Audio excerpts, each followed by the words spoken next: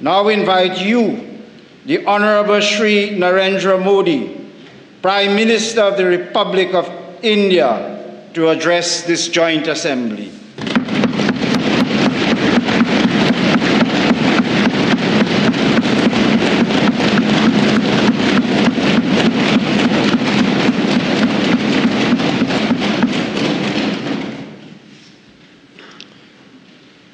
Your Excellency, Prime Minister Kamala Prasad Bharati, Honorable President of the Senate, Mr. Wade Mark, Honorable Speaker, Mr. Jagdev Singh, Honorable Ministers, distinguished members of Parliament, Namaskar, Suprabhat, good morning. I am deeply honored to stand before you, the elected representatives of a proud democracy and a friendly nation. I bring greetings from 1.4 billion people of India. I also bring warm wishes from the people of Ghana, the country I visited just before arriving here. I am humbled to be the first Indian Prime Minister to speak to you in this iconic Red House.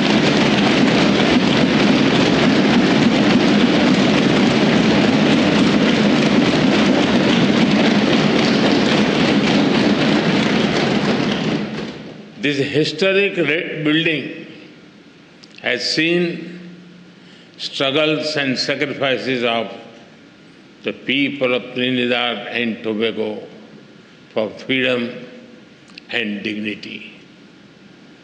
Over the past 6 decades, it has stood strong as you built a just, inclusive, and prosperous democracy. Friends, the people of this great nation have chosen two remarkable women leaders, the President and the Prime Minister. They proudly call themselves daughter of the Indian diaspora.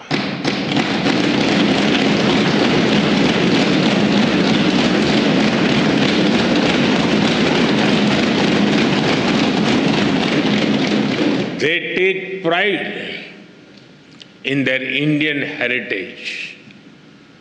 In India, we admire their leadership, grit, and determination.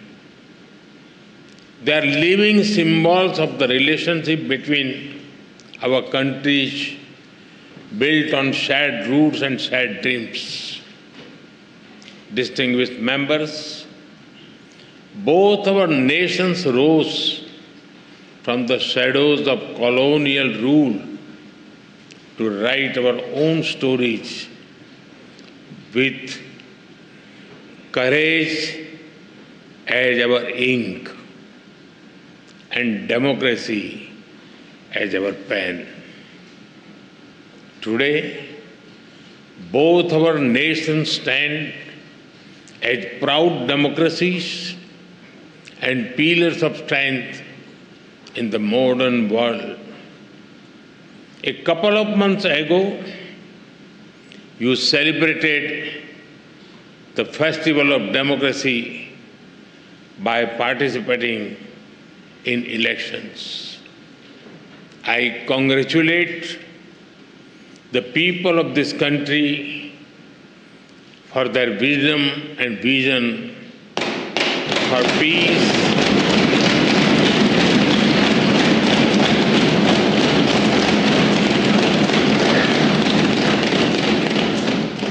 peace, stability, and prosperity. I also congratulate the newly elected members of this august House.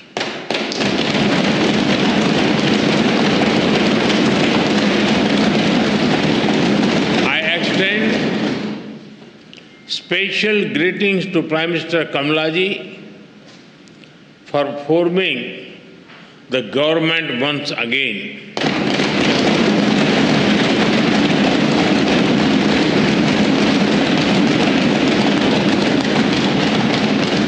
And I wish her continued success as she leads this great nation towards sustained growth and prosperity. Friends, when I look at the golden words of the Speaker's chair from the people of India to the people of Trinidad and Tobago, I feel a deep sense of emotion. That chair is not just a piece of furniture, but a powerful symbol of the friendship and trust between our two nations.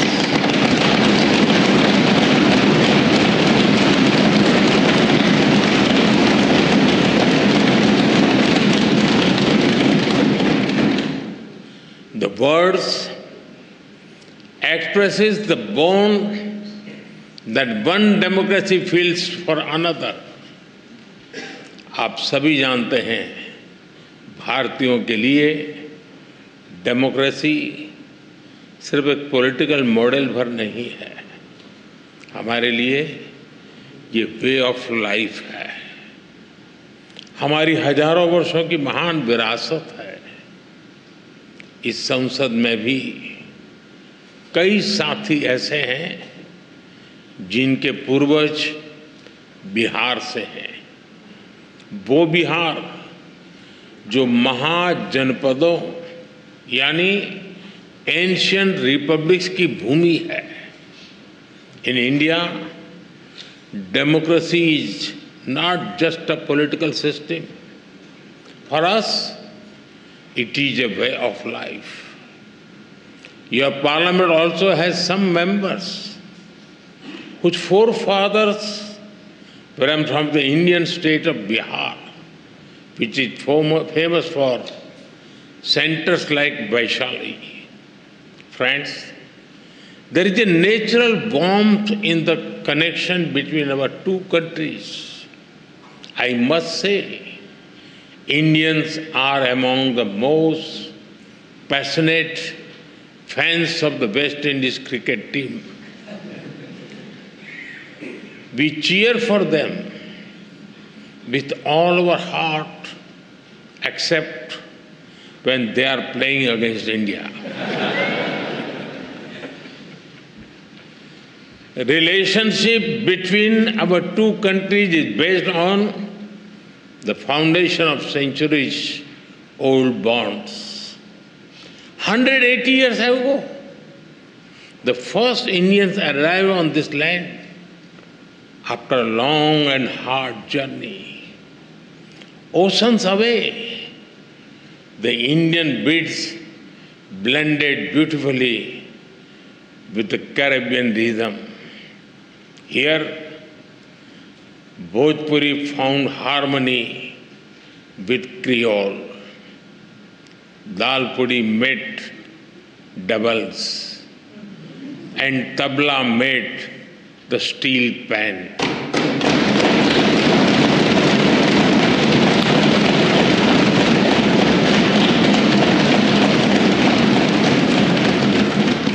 Today, the people of Indian origin are proud bearers of the red, black and white flag. From politics to poetry, cricket to commerce, calypso to chutney, they contribute to every field.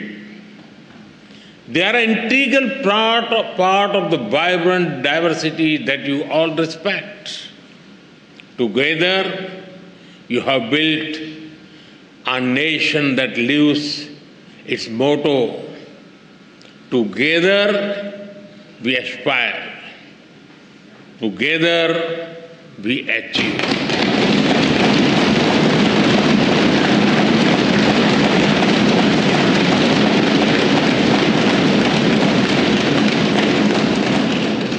Friends, earlier today, Her Excellency, the President, graciously conferred upon me this country's highest national award. I accept it with humility on behalf of 1.4 billion Indians. Now, with immense gratitude, I dedicate it to the enduring friendship and the ancestral ties between our two nations.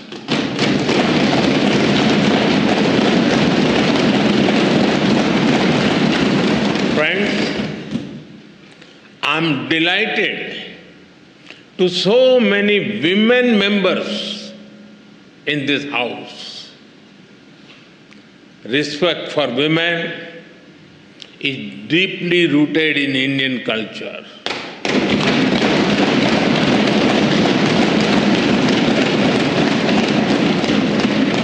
One of our important holy texts, the Skanda Purana, says, Dashaputra sama kanya, Dasaputran pravardhayan, Yat phalam labhate mratyam, Tat labhyam kanya ekaya. It means one daughter brings as much happiness as 10 sons.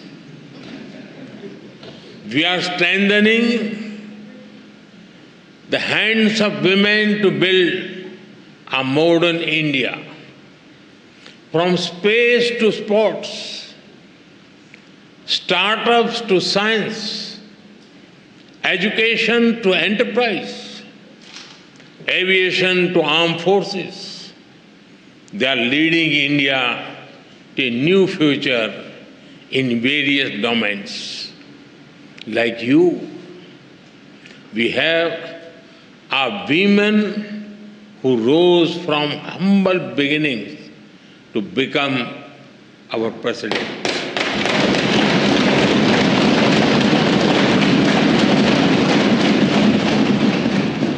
Two years ago, the Indian Parliament took a historic step, which decided to ensure a 33% reservation for women in Parliament and state assemblies. This assurance that is the coming generations, more and more women will decide the destiny and direction of the nation.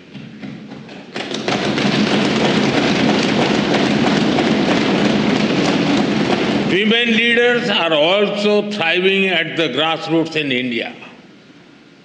Around 1.5 million elected women power local governor institutions. We are in an era of women-led development. This was also one of the important themes that we furthered during our G20 presidency. हम भारत में women lead development का एक नया model विकसित कर रहे हैं। अपनी G20 प्रेसिडेंसी के दौरान भी इस मॉडल की सफलता को हमने पूरी दुनिया के सामने रखा है। Distinguished members, today India is the fastest growing major economy in the world. Every sector, every region, and every society is part of this growth story. India's growth is inclusive and people-centric.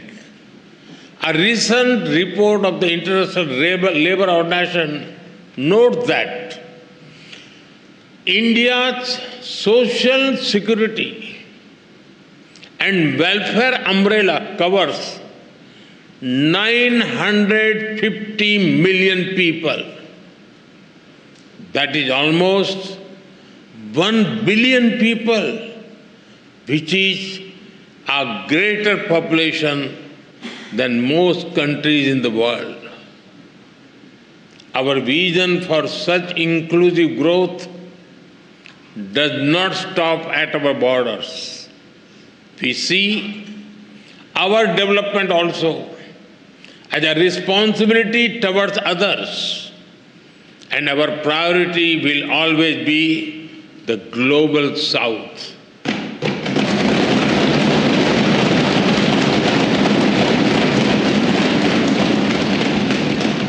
With the same spirit, we are deepening our relations with Trinidad and Tobago. Our trade will continue to grow. We will encourage our businesses to invest more in this country. Our development partnership will expand. Training capacity, building, and skill development will keep human development as its center. Health has been and will remain a key part of our partnership. Many Indian doctors and healthcare workers have been serving here with distinction. We are glad that you have decided to recognize Indian medical standards. This will ensure access to high-quality, affordable medicine for all. We also welcome your decision to adopt the UPI, digital payment system. It is a major step forward. UPI has revolutionized digital payments in India. Powered by the platform, India has become the nation with the highest number of real-time digital payments in the world.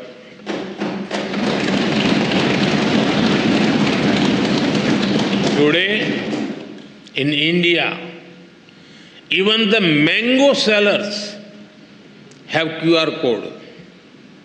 If you try to pay them in cash, they will ask you to use UPI because they don't have the change. We are also keen to collaborate on other digital innovations. As India develops AI tools to foster growth and development in the global South, Trinidad Tobago will be a priority nation for us.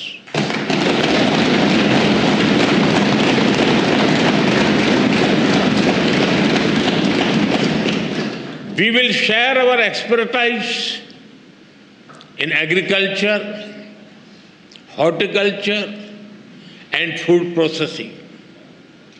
Machinery from India will support your agro industry. And because development is about dignity, we will organize an artificial limb fitment camp and differently able citizens here.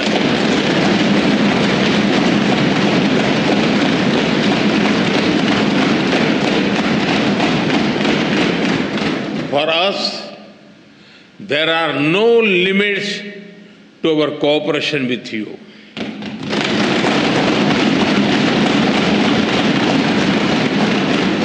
We We will always be guided by your needs and priorities. Friends, synergy between our nations holds immense promise. As a key player in the Caribbean and bridge to Latin America, Trinidad and Tobago has a great potential. I am sure that our ties will help us forge a stronger connection with the wider region, building on the momentum of the second India CARICOM Summit.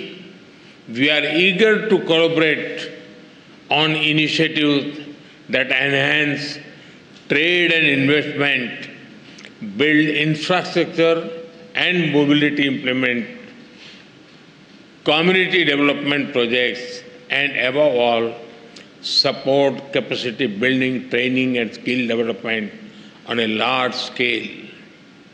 Friends, I also see our partnership in a larger global framework. The scale and speed of change in the world is unprecedented. There are fundamental shifts in the nature of politics and power. Free trade is under pressure. There are growing global divisions, disputes, and disparities. The world is faced with challenges of climate change, food, health, and energy security. Terrorism remains a pressing threat. Colonial rules of the past may have ended, but their shadows linger in new forms. There are new challenges in space and cybersecurity. Artificial intelligence is unlocking the new opportunities as well as risk. The old institutions are struggling to deliver peace and progress. At the same time, the global south is rising. They wish to see a new and fairer world order.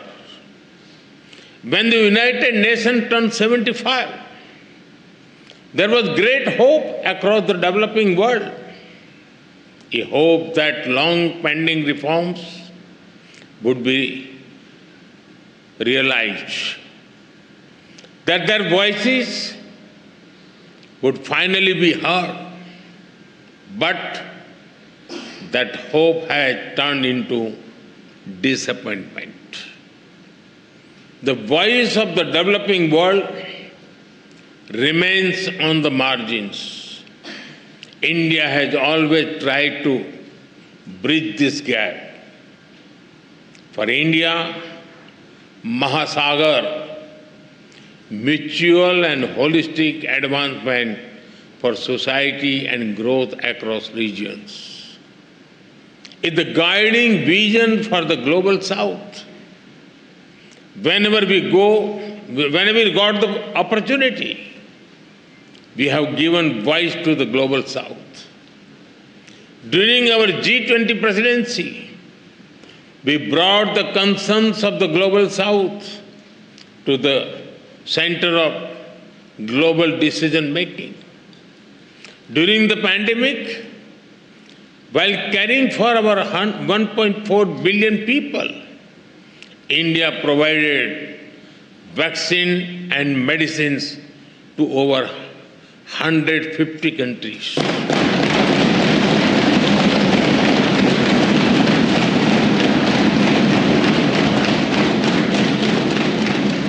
In times of disaster, we have responded swiftly with aid, relief, and solidarity. Our development partnerships are demand-driven. respectful, and without conditions. Distinguished members, it is time for us to work together to give the Global South its rightful seat at the right table.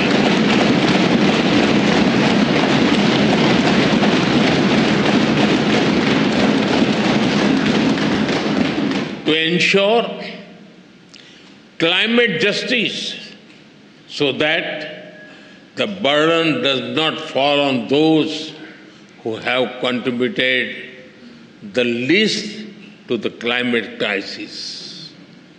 We consider Trinidad and Tobago an important partner in this endeavor.